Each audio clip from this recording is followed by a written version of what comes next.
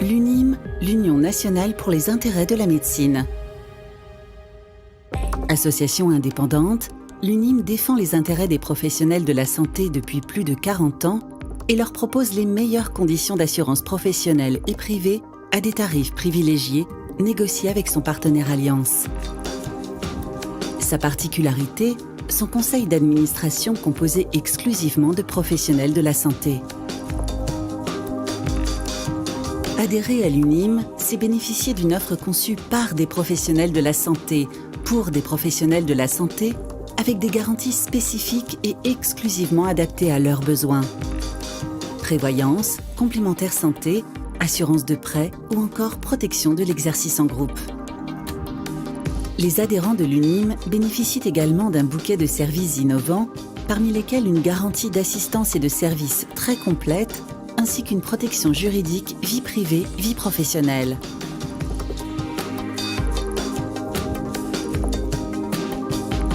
Ensemble, assurés d'être bien assurés.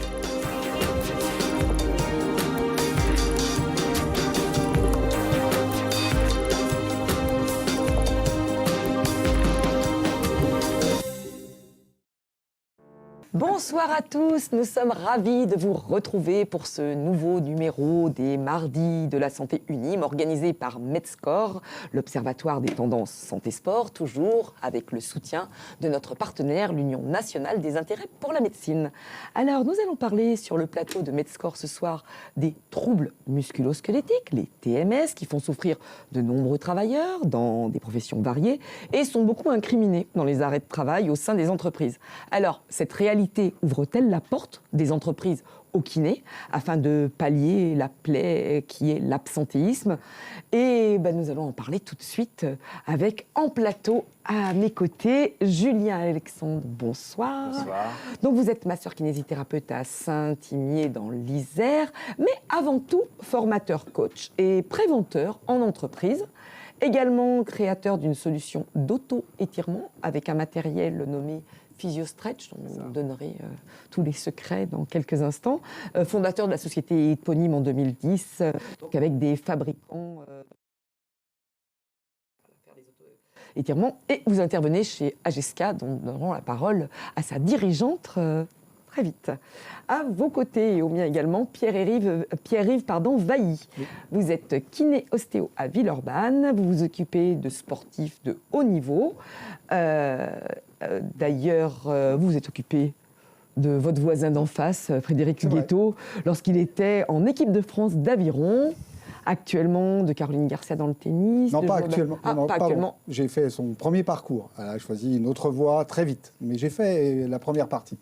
Très bien. Alors, vous êtes également fondateur de la société Tomian Consulting en 2000, donc bientôt 25 ans.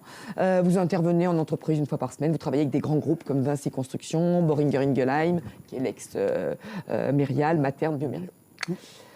À ma gauche, Frédéric Huguetto, bonsoir. Donc vous êtes donc, on l'a déjà évoqué, ancien sportif de haut niveau, donc en équipe de France d'aviron entre 1996 et 2002, fondateur de Santé Partenaire, qui a été créé en 2009, démarrage 2010. Donc un cabinet de conseil spécialisé dans l'accompagnement et la mise en place de solutions opérationnelles pour concilier performance, bien-être au travail. 4 pôles, dont santé physique et capital santé, en partie dédiés à la prévention des TMS, d'où votre présence avec nous ce soir. Et donc vous vous adressez aux dirigeants, DRH, directeurs de formation, préventeurs. Tout est exact ? Parfait. Et avec nous ce soir, et on vous en remercie, donc Fabienne Pégase, vous êtes présidente de Ageska Identification, qui est une entreprise de 50 personnes située à Bron. Donc c'est une entreprise familiale créée en 1993 qui vient de fêter ses 30 ans. Et donc vous prenez soin des salariés. Alors tout y est bon, prévention TMS, salle de repos, ergonomie, poste de travail. Donc belle exemplarité et on vous remercie vraiment d'être avec nous ce soir. Alors au programme de ce soir, nous allons parler des faits et chiffres, état des lieux, le coût des TMS pour la sécurité sociale, l'entreprise et la société, bien sûr, les solutions, dont les échauffements, et puis un bilan, comment réduire les TMS et de facto l'absentéisme en entreprise. Mais avant d'entrer dans le vif de notre sujet de ce soir, nous accueillons sur le plateau Mérance Marollet. Pour ceux qui ne vous connaîtraient pas encore, Mérance, pouvez-vous nous présenter l'UNIM ? Bonsoir Nathalie, merci de la question. Alors, L'UNIM, c'est quoi? C'est l'Union nationale pour les intérêts de la médecine. C'est une association confraternelle à but non lucratif créée par des professionnels pour des professionnels de santé. En fait, leur mission, elle se tourne autour de 2 axes. Le premier, c'est de protéger leurs adhérents en leur proposant des contrats et des garanties spécifiques à leur profession en matière de prévoyance, de complémentaire santé, d'assurance emprunteur et de couverture de l'exercice en groupe. Leur deuxième volet, c'est de négocier des garanties et donc aussi des tarifs avec leurs partenaires institutionnels, Allianz, première marque mondiale d'assurance. Merci beaucoup. Peut-on prendre un cas pratique, s'il vous plaît? Alors, un cas d'usage. Prenons par exemple un masseur-kinésithérapeute qui gagne 3 500 € par mois, admettons, et 1 500 € de frais professionnels mensuels. En cas d'arrêt de travail, ce masseur-kinésithérapeute percevrait de la part de son régime obligatoire, la Carpinco, une aide financière à hauteur de 1 500 € pour pallier du coup à sa perte de revenus. Comme vous le constatez, entre 3 500 et 1 500, il y a un delta à couvrir. Et donc, c'est là où intervient le contrat de prévoyance UNIM pour lui permettre le maintien de son revenu à 100% en cas d'arrêt de travail suite à accident ou maladie. De la même manière, le contrat de prévoyance UNIM paiera les frais professionnels inhérents à ses charges de cabinet, paiement de ses charges sociales, etc. Maintenant, sortons du cadre de l'arrêt de travail et allons sur un cas un petit peu plus lourd, l'invalidité. Son régime obligatoire, toujours la Carpinco, interviendra à partir de 66%, ce qui est plutôt tardif. Or, son contrat de prévoyance UNIM interviendra quant à lui dès 10% afin d'avoir un périmètre de couverture très très large et surtout très rapide. Ainsi, nous maintenons en parallèle de la Carpinco le maintien de rémunération de l'assuré en cas de situation d'invalidité.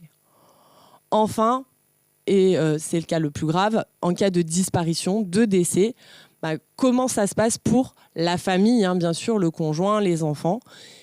L'Union nationale pour les intérêts de la médecine a négocié des garanties décès, rente de conjoint et rente éducation pour accompagner les proches de nos assurés dans la poursuite de leur vie sans l'assuré principal.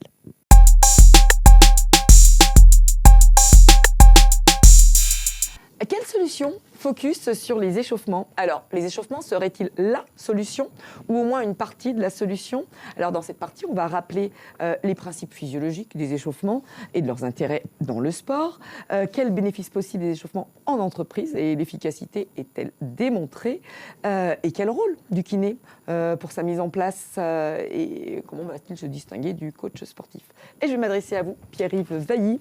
Alors, vous avez une double casquette, kiné, sport de haut niveau et entrepreneur fondateur de Tomian Consulting. Quelle a été l'idée de départ pour transférer l'expérience du monde du sport, en particulier les échauffements, ce qui nous intéresse ici, au monde de l'entreprise? En fait, tout a été dans la création en 2000 de Tomian. C'est en parallèle, j'ai été nommé pour être dans la préparation physique, ou en tout cas dans la prévention de l'équipe olympique d'aviron, pour préparer les Jeux à Pékin. Et quand j'ai vu, ça faisait 10 ans que j'étais avec l'aviron, quand je vois un peu tout ce qu'on met en place pour les sportifs, pour que la carrière dure longtemps, pour qu'ils soient productifs, pour pas qu'ils se blessent, toutes ces choses-là, je me suis dit, à un moment, ça serait intéressant de transférer ces bonnes pratiques au monde du sport. Donc Tomian est intimement lié sur cette double expérience. Comme on n'a pas d'expertise, nous, en kiné, dans notre enseignement en entreprise, il a fallu trouver de l'expertise. J'en ai eu dans le sport. Pas au Japon, pas en Chine, pas aux États-Unis, dans le sport. Dans le sport, on est capable de préparer des gens pour faire des gestes répétitifs. Le rameur, il fait des gestes répétitifs. 2 heures, 3 heures, 4 heures, Frédéric, tu diras mieux que moi, c'est pas mieux parce que j'en ai suivi pendant longtemps, c'est des gestes répétitifs. Or, on ne fait pas de tendinite du membre supérieur, vous voyez? Donc, on y reviendra. Mais voilà, donc c'est vraiment le sport qui m'a permis d'ouvrir les portes de l'entreprise. Après, une fois qu'on a ouvert les portes de l'entreprise, il a fallu mettre en place une méthodologie. Parce que le sportif, lui, il a des routines, il se prépare systématiquement, il a des réglages, le matériel est important, l'ergonomie du poste est important. Et ça peut compter, et ça peut nous aider en partage d'expérience. Et c'est pour ça qu'on fait intervenir aussi quelquefois des sportifs de haut niveau qui viennent partager l'expérience avec les salariés. Est-ce qu'on peut rappeler les principes physiologiques des échauffements et donc leurs intérêts dans le sport? Et dès lors, quels bénéfices possibles des échauffements en entreprise. Est-ce que cette efficacité, elle est démontrée?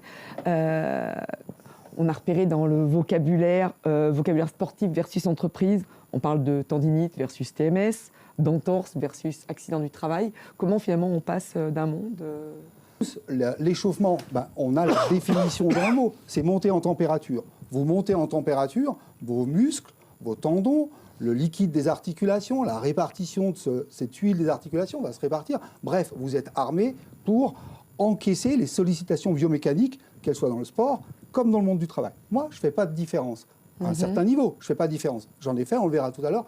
Pourquoi? Il n'y a pas de différence. Une activité physique, que vous la fassiez dans le sport ou dans le monde du travail, mêmes impacts sur le corps. Et on a après, on a des régions, on a 15 régions qui sont sollicitées. À nous de les cibler et à nous de trouver des solutions sur ces cibles.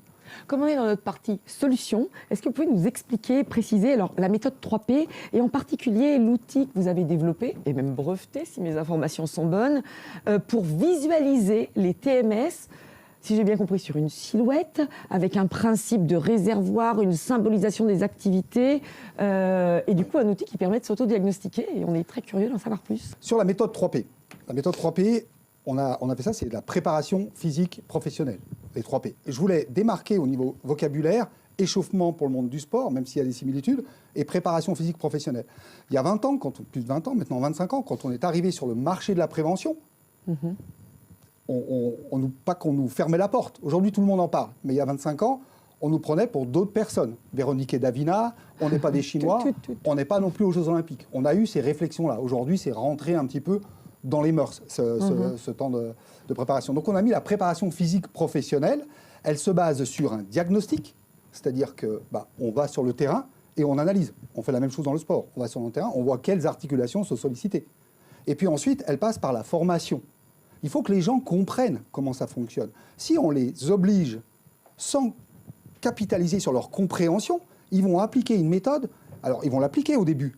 Mais après, dans le temps, on le sait que ils vont abandonner cette méthodologie. Il faut qu'ils le comprennent. Une fois qu'ils l'ont compris, ce n'est pas encore gagné. Il faut encore inventer le suivi, c'est-à-dire les accompagner. Donc là aussi, il y a encore une méthodologie. Au bout de 20 ans, quand on a commencé à multiplier nos diagnostics, on a créé cet outil, le Capitum. On lui a donné un nom, on l'a breveté. Capitum. Alors, il est dans sa malle, vous ouvrez la malle, vous avez, comme tu le disais tout à l'heure, vous avez une silhouette, c'est un homme ou une femme, c'est pas déterminé, avec 15 réservoirs qui symbolisent les 15 régions principales du corps. Les 3 dos. En parallèle de ça, on a défini aujourd'hui une théorie des 10 activités. Qu'est-ce que c'est cette théorie des 10 activités? C'est dans n'importe quel métier, dans n'importe quel sport aussi, que ce soit du basket, on va faire témoigner des basketteurs, des rugbyman. Impossible d'analyser tous les mouvements dans une journée. C'est impossible. On en fait des milliers. Même quelqu'un qui travaille au bureau, il fait des milliers de gestes. Impossible de les quantifier tous. Par contre, on peut les regrouper en 10 activités principales qui correspondent à 80% des sollicitations biomécaniques de la journée, en moyenne. Ça, on l'a symbolisé. 10 activités, 10 couleurs différentes, un réservoir, cette fois-ci un réservoir qui ne va pas servir pour ce réservoir-là, avec une quantité de travail ici. Je vous prends un exemple. Le maçon, la manutention, on pense tout de suite à la manutention quand on est maçon. La manutention, on l'a représentée en moyenne chez Vinci, parce qu'on travaille avec Vinci principalement, mais aussi avec Eiffage, avec plein de groupes, et on l'a quantifié avec un nombre de travail qui est représenté par des billes, et ces billes, on sait que dans la manutention, la zone qui va être sollicitée, c'est les lombaires, la zone principale. Donc la moitié de la quantité de travail, on la déverse dans les lombaires.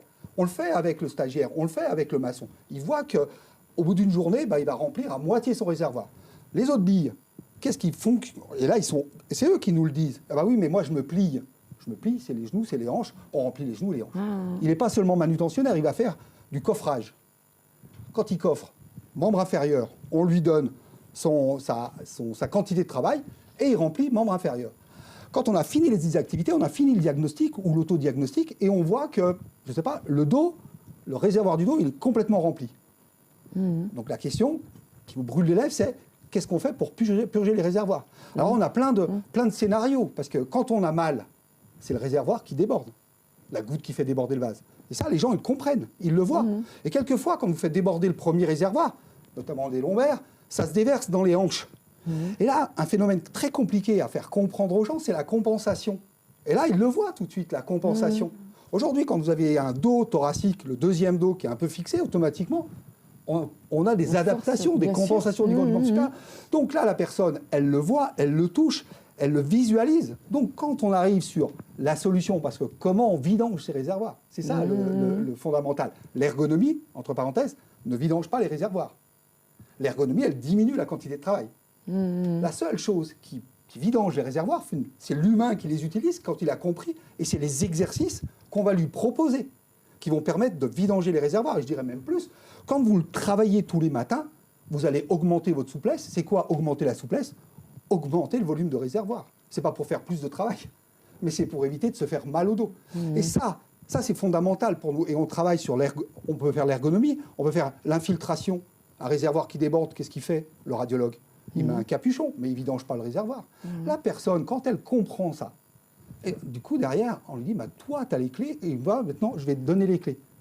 Préparation physique, les pauses actives. Après, on n'a pas les prix Nobel, on n'a pas inventé ces exercices. Ils existent dans le sport de haut niveau. Ils marchent dans le sport de haut niveau. Ils marchent après sur...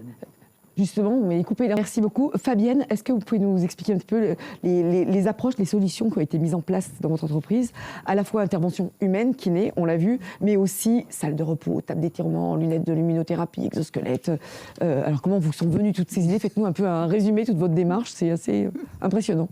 Oui, c'est une démarche, comme je vous le disais tout à l'heure, qui date déjà de plusieurs années. L'entreprise existe depuis 30 ans et depuis le début, on a toujours essayé d'être vigilant à ce niveau-là.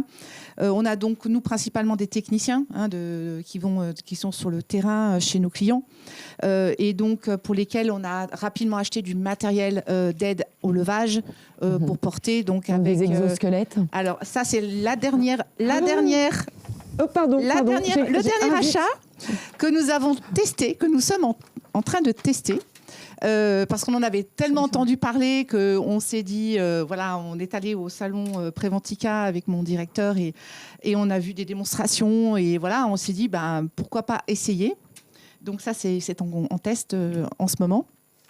Mais sinon, on a déjà commencé par acheter du matériel avec un camion plateau avec une grue pour soulever les portails, pour les poser, les transporter. Bien sûr, tout ce qui est chariot élévateur, ça c'était assez basique. Des échafaudages roulants pour éviter qu'ils montent sur les échelles et donc les mettre à hauteur aussi de leurs interventions. Donc ça, c'est des choses qu'on a mis très vite en place. Pour les administratifs, on a parlé tout à l'heure des ergothérapeutes. On a fait intervenir la médecine du travail pour justement avec un ergonome qui est venu tester tous nos postes administratifs dans l'entreprise et nous faire des préconisations d'installation. Donc suite à cela, on a mis en place des souris ergonomiques, puisque on a quand même beaucoup de postures sur les écrans. On a mis des repose-pieds aussi pour faciliter aussi les positions et puis les multi-écrans pour faciliter aussi les choses. Donc on est à la fois sur le volet qualité humaine avec le kiné et matériel. Tout à fait. On a envie du coup de se poser la question, est-ce que c'est un objectif de rentabilité ou plutôt d'humanisme, de bienveillance, d'altruisme auprès de vos salariés? Non, alors c'est une conviction. C'est une conviction, ça fait partie des valeurs de l'entreprise que l'on a depuis des années, qui est sur la prévention, s'occuper de la santé de nos salariés et pas seulement de leur demander justement un résultat et une rentabilité financière, mais aussi ça fait partie de nos valeurs de dire on est là aussi pour prendre soin d'eux parce que on sait que de toute façon tout est lié.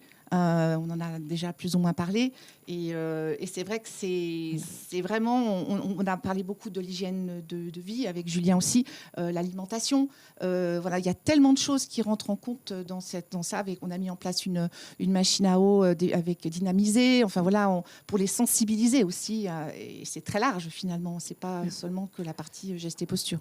Merci beaucoup. Julien, juste pour rebondir très rapidement, donc on a pu voir, Fabienne vient de l'évoquer, il n'y a pas que les échauffements, il y a aussi les étirements qui sont d'ailleurs au fondement de la création de PhysioStretch. Rapidement, l'approche simple, ludique, rapide. Voilà, les étirements, ça va aussi avec les mouvements. L'idée, c'est de trouver des choses qui sont peu chronophages, avec beaucoup d'efficacité et compatibles avec l'entreprise. Et donc, le mouvement, certains mouvements ou l'étirement ou les deux sont extrêmement simples à réaliser. Ça coûte 0 parce que ça coûte juste une fois qu'on a éduqué. Après, il faut avoir l'envie de le faire et de faire, comme on voit souvent, mais je le dis aussi, 1 minute de mouvement ou 1 minute d'étirement toutes les heures, si je peux parler ainsi, qu'on soit physique ou sédentaire.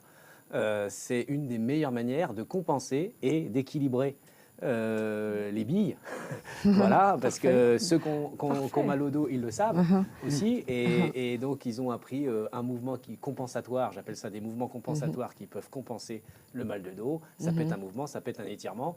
Et effectivement, je mets l'accent aussi sur l'étirement parce que c'est ultra préconisé, sachant que la voie royale étant l'activité physique et le renforcement musculaire, mais qui n'est pas toujours évident à mettre en entreprise. Merci beaucoup à tous les 4. On a pu voir qu'il y a une multiplicité de solutions pour améliorer la qualité de vie au travail et que les bénéfices sont bien supérieurs aux investissements en termes humains.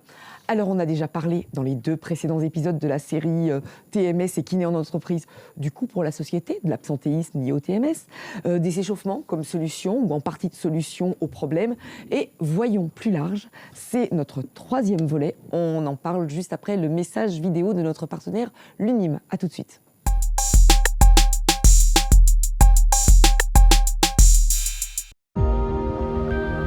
L'UNIM, l'Union nationale pour les intérêts de la médecine. Les adhérents de l'UNIM bénéficient également d'un bouquet de services innovants, parmi lesquels une garantie d'assistance et de services très complète, ainsi qu'une protection juridique vie privée, vie professionnelle. Ensemble, assurés d'être bien assurés.